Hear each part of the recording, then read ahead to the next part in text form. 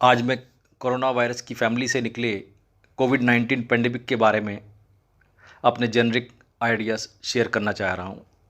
मैं पिछले 20 सालों से पब्लिक हेल्थ इंस्टीट्यूशन से समृद्ध रहा हूँ और कई रिसर्च प्रोजेक्ट्स पे मैंने काम भी किया है। तो मैंने सोचा क्यों ना अपने विचार में अनएडिटेड विचार जो हैं इसमें व्यक्त कर रहा हूँ। इसमें कोई एडिटिंग नहीं की जाएगी। अब कोविड-19 पेंडेमिक जो वर्ल्ड वाइड है, इससे लगभग वर्ल्ड में करीब 30 लाख केसेस, पॉजिटिव केसेस आज की डेट में पता लग चुके हैं। और developed countries like USA, France, Germany, Spain, Italy और चाइना एटसेट लाइक कंट्रीज़ में भी ये काफ़ी तेज़ी से फैला है।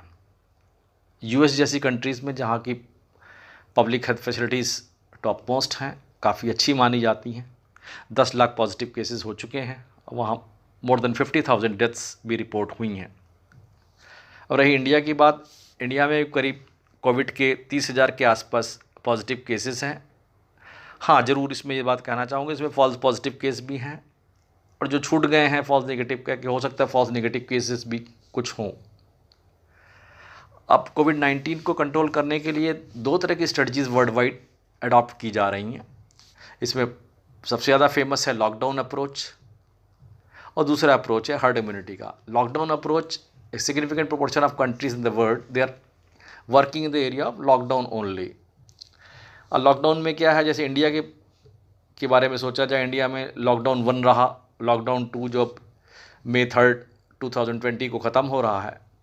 और आज ही पीएम ने डिफरेंट स्टेट्स के चीफ मिनिस्टर के साथ मीटिंग की है और उसके मीटिंग के बाद पता लगा कि काफ़ी चीफ मिनिस्टर्स जो चाहते हैं कि लॉकडाउन का थर्ड फेज़ भी लाया जाए। इस बारे में भी उनके विचार, तो हो सकता है संभवतः सरकार समय पर लॉकडाउन थर्ड के बारे में भी बात करे। अब यदि अब देश में और जो पब्लिक हेल्थ एक्सपर्ट्स हैं उनके विचार से देखा जाए तो वो कह रहे हैं कि लॉकडाउन एक सलूशन इसका नहीं है। इसका एक सलूशन जो है हर्ड इम्यूनिटी ही है। हर्ड इम्यूनिटी को डिफरेंट तरह से लोग डिफ़ाइन कर रहे हैं, अलग अलग इंस्टीट्यूट्स के लोग बड़ी दबी जबान में ही बोल रहे हैं, कोई खुलकर सामने नहीं आ रहा है। लेकिन हर्ड इम्यूनिटी की बात भी चल रही है। हर्ड इम्यूनिटी के बारे में कुछ वर्ल्ड वाइड में, जैसे स्वीडन में इस पर एक्सपेरिमेंट चल रहा है। यूके ने भी स्टार्टिंग में इसके बारे में सोचा था कि हर्ड इम्यूनिटी से ही काम करेंगे, लेकिन इनका WHO के हस्तक्षेप के बाद यूके ने अपना अप्रोच बदल दिया और now they are working in the area of lockdown only. Sweden, जिसकी पॉपुलेशन 1.25 करोड़ के आसपास है, वो हर्ड इम्यूनिटी पे काम कर रहा है। हर्ड इम्यूनिटी में होगा क्या, इसमें लेट द ट्रांसमिशन वाइडेंस, या ये ट्रांसमिशन जो है जनरल कम्युनिटी के अंदर फैले और उसके बाद वो कम्युनिटी जो है एंटीबॉडीज़ डेवलप कर लेती है, उससे चेन ऑफ ट्रांसमिशन टूटने की बात कही जाती है। अब किस हद तक ये सक्सेसफुल होगा, ये तो एक रिसर्च का विषय है और कंट्री टू कंट्री ये वेरी भी करता है। यदि इंडिया के क्षेत्र में देखा जाए तो इंडिया के बारे में देखा जाए तो वी आर पुअर कंट्री, हम काफ़ी गरीब देश हैं जिसमें हमारी हेल्थ सर्विसेज अभी भी अप टू द मार्क नहीं है। अभी भी 2/3 जो पॉपुलेशन है हेल्थ सर्विसेज जो है वो प्राइवेट सेक्टर से ही लेती है। हमारे पास संसाधनों की इतनी कमी है कि हम हेल्थ सर्विसेज अपनी संपूर्ण जनता तक नहीं पहुंचा पाए हैं और ये कॉमन पॉपुलेशन के रीच से बाहर है। अब इंस्टेड ऑफ हर्ड इम्यूनिटी मुझे लगता है कि इसको दूसरे तरह से कुछ यदि अप्रोच हम अपनाएं तो हो सकता है हम इसको चेन ऑफ ट्रांसमिशन ब्रेक करने में कुछ हद तक सफल हों।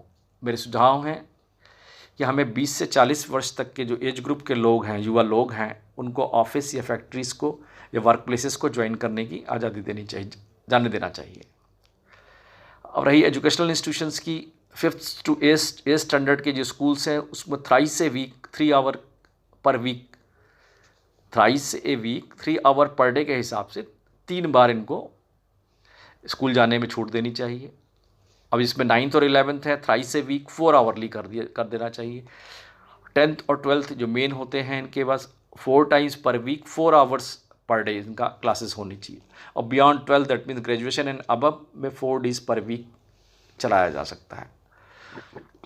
अब रही बात ट्रेन्स को और या बसेस को चलाने की बात, देखा जाए यदि जहाँ पर कोविड के पॉजिटिव केसेस लेस देन 500 हैं तो वहाँ से दिल्ली से स्टेट कैपिटल्स के लिए 3 ट्रेन्स पर वीक अलाउ करनी चाहिए। और जहाँ पर करीब 1500 केसेस हैं, अप टू 1500 केसेस हैं, only 2 trains per week state capital से डायरेक्टली चला दें। यदि 1500 से ज़्यादा केसेस हैं तो 1 ट्रेन पर वीक चलाएं। और यदि 1500 से ज़्यादा या 2000 से ज़्यादा केसेस है तो अभी कोई ट्रेन वहाँ पर स्टार्ट करने की ज़रूरत नहीं है। सिमिलरली बस के लिए भी किया जाए, less than 500 Covid positive cases हैं तो 30% बस का ऑपरेशन स्टार्ट कर देना चाहिए। लेस अप टू 1000 केसेस 5500 से लेकर 1000 25%, और 1500 टू 2000 केसेस हैं तो 20% बस को ऑपरेट करने देना चाहिए। और मोर देन 2000 केसेस किसी स्टेट में है तो वहाँ पर स्टेट बसेस को अभी फॉर द टाइम भी नहीं चलाना चाहिए। ये जो दिस सिचुएशन, ये जो ऑप्शंस हैं इसको एक्सप्लोर किया जा सकता है। हेल्दी पॉपुलेशन बाहर निकलेगी, काम पे जाएगी, हो सकता है इन्फेक्शन भी इनको हो, इन्फेक्शन होने के बाद उनसे एंटीबॉडीज़ भी डेवलप होंगे, और एंटीबॉडीज़ डेवलप होंगे तो वो खुद भी ठीक होंगे, क्योंकि देखा गया है ये सेल्फ लिमिटिंग डिजीज़ है। 80 से 90%, 80 से 85% केस में पेशेंट अपने आप ही ठीक हो जाता है यदि इसमें कोमॉर्बिडिटी नहीं है तो। ठीक हो जाने के बाद एक और प्लस पॉइंट रहेगा, they can donate their plasma for other serious covid patients के लिए, जो उनके ट्रीटमेंट में काफ़ी हेल्पफुल होगा। These are my generic ideas हैं, अनएडिटेड व्यूज़ हैं। आशा है आपको पसंद आएंगे। Thank you.